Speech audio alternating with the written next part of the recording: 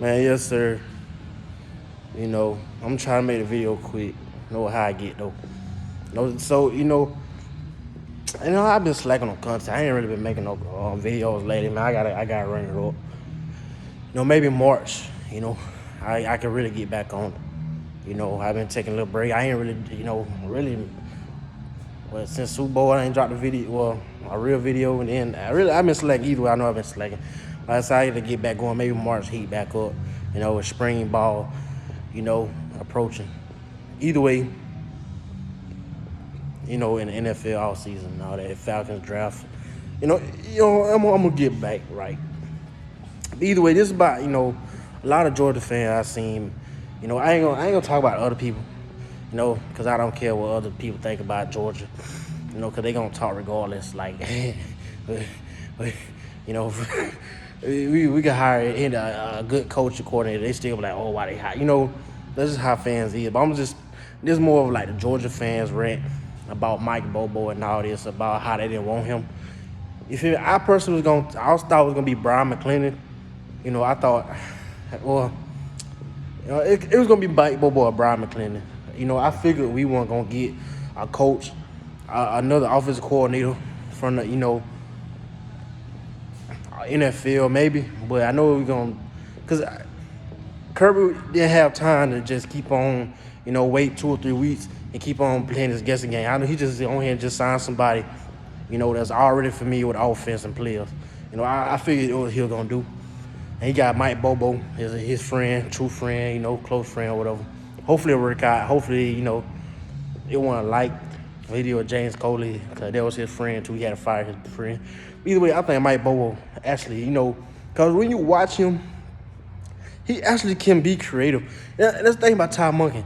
Todd Monken was not just, oh my goodness, like, how do you stop this outfit? Like, he was consistent. Like, he was like efficient. Like, the way he ran the offense. Sometimes, some games that Todd Monken, Todd Monken, it was like, what the world was that? Like, what is he doing? I think he just playing around. Like, he sleep up there.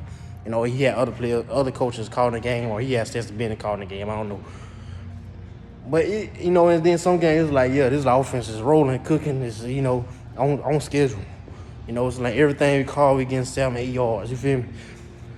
But Todd Monken, don't get me wrong, I wish he would have stayed. I'm not going to hesitate and say, oh, I don't care if he go. I wish he would have stayed. No, this video is more about Georgia still being fine.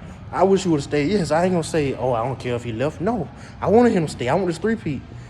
But it was never like, Todd Monken like, oh my goodness, like, 70-yard bombs every every possession, every 2 possessions is a 70-yard touchdown because the defense is confused type junk, It was just on time, steady, efficient.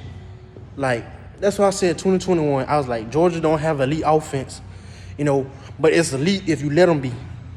And we ain't have George Pickens, you feel me? So it was like, they'll go a drive or 2 without scoring a touchdown. Then next thing you know, they'll score 2 or 3 touchdowns in a row because defense, helped them. And then next thing you know, they'll eat 7 yards here, 13 yards there, 7 yards here, 5 yards here, 3 yards here. And then if they know a 17-yard touchdown or some, tight stuff. And then this year, I said it. I was like, well, last season, 2022 season, I said Georgia offense going to be top 5 offense and top 5 defense. And I called it out, and they did. Definitely defense. I know they're going to get everybody say, if you feel me, I ain't trying to go, but I'm trying to talk about Mike Bobo. So, and now fast forward, Georgia fans, man, I'm like, you got to realize, man, these not the Mark Richt days. Like, Georgia, with Mark Richt, the average recruiting ranking inside the SEC alone, they was like 5th, 4th or 5th. Like, back then, Alabama used to recruit better than us. LSU, Florida. Then we had to battle Tennessee, Ole Miss, and Auburn for like the 4th. So sometimes we be 4th, sometimes we be 5th. Then we might creep up in the 3rd. So, but our average recruiting ranking in the SEC alone was 4th and 5th. Now, you gotta realize this, Georgia had some good players back then. But they won like now. You feel me? Like, definitely on defense. Like back then when Mike Bobo was offensive coordinator, Georgia defense was horrible. Like I say, yes, I ain't, Georgia has some good teams. Like every 3 or 4 years, they have a squad that can win it all. But I'm talking about now with Kirby, it's like every year they got a squad to win it all. You feel me? Like I ain't saying like, oh, this year, then 3 years later, this team. No, every year is like Georgia can win it all on the Kirby now. So Mike Bobo would have never had that continuity with Mark Richt. Cause now we signing top 2 classes.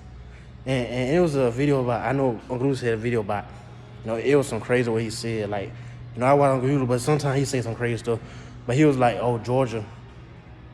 Like, maybe, okay, what he said, he was like, Georgia offense is not top 10 offense talent-wise.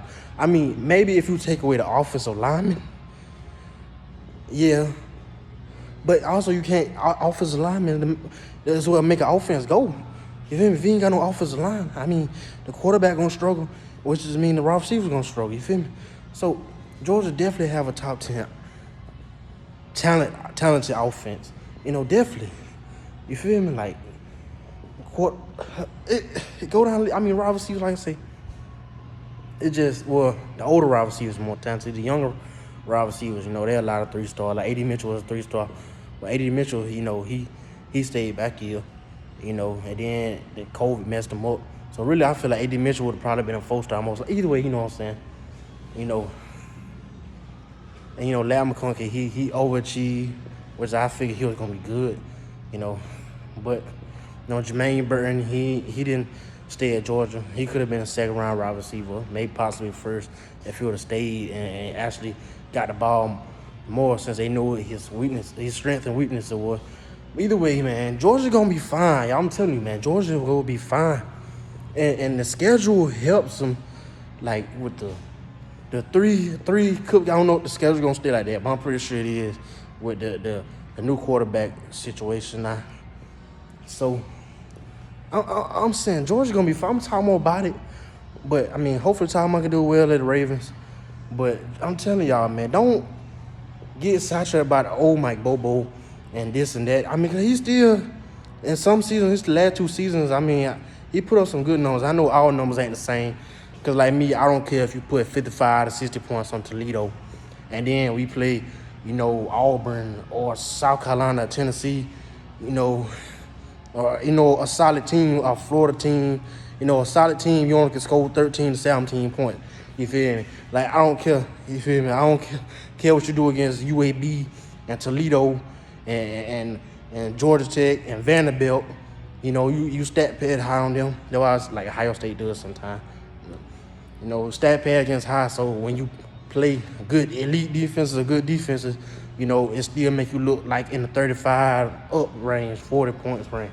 You feel me? Either way, Georgia's gonna be fine. I mean, Georgia didn't have no Brock Bowers back then. Like, Georgia wasn't getting them like that. Like, Georgia is signing running backs already been good at Georgia, so I ain't gonna, But Georgia getting, like I say, Georgia ain't getting 1 through 42 with Mark Richt. Georgia getting 1 through 80. Like, you got the fifth screen, it's still a 4-star. That wasn't the case with Mark Richt. You feel me? Like, we wasn't getting them like that with Mark Richt. Like, one key player get hurt with Mark Richt, it's like, oh man, we might lose. And we probably did lose or got blowed out. You have a few key players like a George Pickens and an Adam Anderson and a Jalen Carter sitting out with Mark Richt. Georgia probably gonna lose, and they play a good team. A solid team, a solid 9 or 10 win team. Georgia's probably gonna lose that game, and if they play a very good team, they're gonna probably lose by 20 points. Now, with under Kirby, it's like, dog, you didn't even realize so-and-so that wasn't even playing. Like, you feel me? Like, I was at the Florida game, and I ain't even know the Smith got hurt. Like, I didn't even know he was out the game. You feel me? Like, that's just how it be. Like don't ever Washington, Ohio State. Like, I didn't even know he was out the game until I seen him. Like, man, like, you feel me? Because, like, that's just how it be. Because, like, we went a drive or two drives in a row without scoring touchdown. I'm like, man, what's going on? Now I realized Jonell Washington ain't even playing. And then we just flip the script and start scoring. But either way, what I'm saying is, man, don't.